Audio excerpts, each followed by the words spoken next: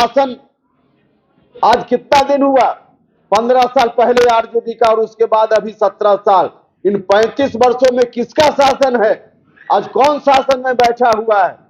अभी ये कार्यक्रम कल हुआ बापू सभागार में।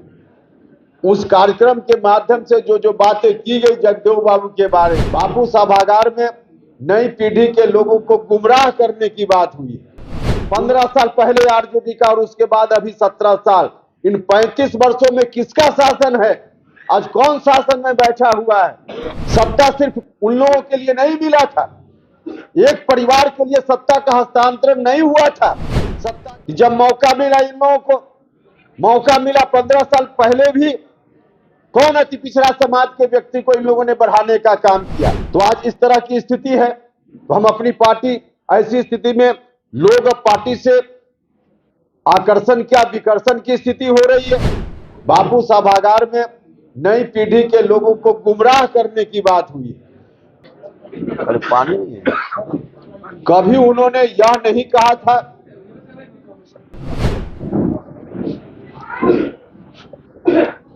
ऐसा समाज, लेकिन आज जिस तरह से बात की जा रही है और जो कुछ भी कहा गया बापू सभागार में, जो कहा गया भाइयों और मित्रों, कहा गया कि 10 का शासन 90 पर नहीं चलेगा। ठीक है, जगदेव बाबू उस समय बोलते थे, लेकिन जगदेव बाबू जब बोलते थे उस वक्त और आज में काफी फर्क है, काफी फर्क है। उस समय जो शोषण की बात जगदेव बाबू करते थे,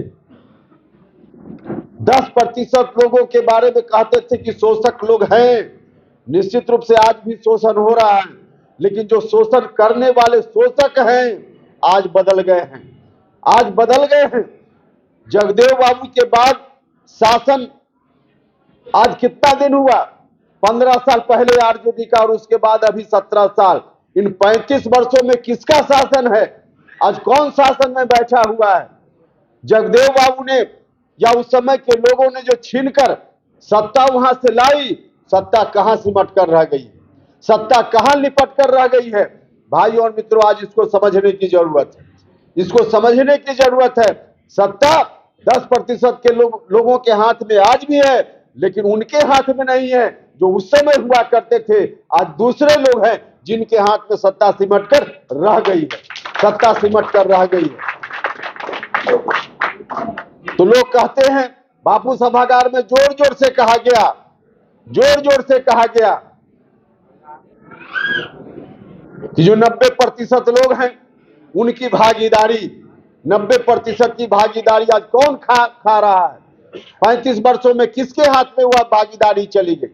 35 वर्षों में जिसके हाथ में चली गई, बिहार के लोग देख रहे हैं, देश के लोग देख रहे हैं। जगदेव बाबू जैसे लोगों ने जद्दोजहद करके, संघर्ष करके जो सत्ता वहां से छीन कर लाने का काम किया था, उनकी कल्पना थी कि सत्ता वहां से लाएंगे तो सत्ता नीचे तक, गरीब लोगों तक, समाज की अंतिम व्यक्ति तक पहुंचने का काम करेंगे। लेकिन आज कहां चला गया? लोग जोर जोर से कहते हैं, जोर जोर से कहते हैं। भाइयों और मित्रों, मैं पूछना चाहता कि जब मौका मिला, इन लोगों को मौका मिला 15 साल पहले भी कौन अति पिछड़ा समाज के व्यक्ति को इन लोगों ने बढ़ाने का काम किया? किस अति पिछड़ा दलित समाज के व्यक्ति को इन्होंने सत्ता में मजबूत हिस्सेदारी देने का काम किया? सत्ता सिर्फ उन लोगों के लिए नहीं मिला था, एक परिवार के लिए सत्ता का हस्तांतरण नहीं हुआ था। सत्ता का हस्तांतरण इसलिए हुआ था कि गांव में बैठा हुआ गरीब आदमी भी सत्ता को महसूस करने का काम करे। लेकिन एक परिवार तक सत्ता को सिमटाने का काम हुआ उन दिनों, और आज वही लोग बापू सभागार में जोर जोर से कहते हैं, जोर जोर से कहते हैं कि चिंता मत कीजिए, चिंता मत कीजिए, ताकत देने का काम कीजिए, राष्ट्रीय जनता दल आपकी चिंता करेगा। राष्ट्रीय जनता दल ने कभी चिंता करने का काम नहीं किया। हम तो अपनी पार्टी को कमजोर होते हुए देखते हैं।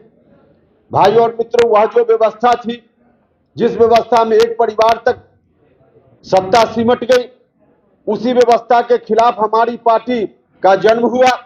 लेकिन हमारी पार्टी भी अब उसी ओर देखने लगी है, और जब से उस ओर देखने लगी है तो स्वाभाविक रूप से जिन लोगों ने समता पार्टी के दौरान और बाद में जनता दल यूनाइटेड के दौरान जिन लोगों ने ताकत दी, आदरणीय नेता नीतीश कुमार जी को ताकत दी, आज सब लोग सहमे हुए हैं, सब लोग परेशानी महसूस कर रहे हैं।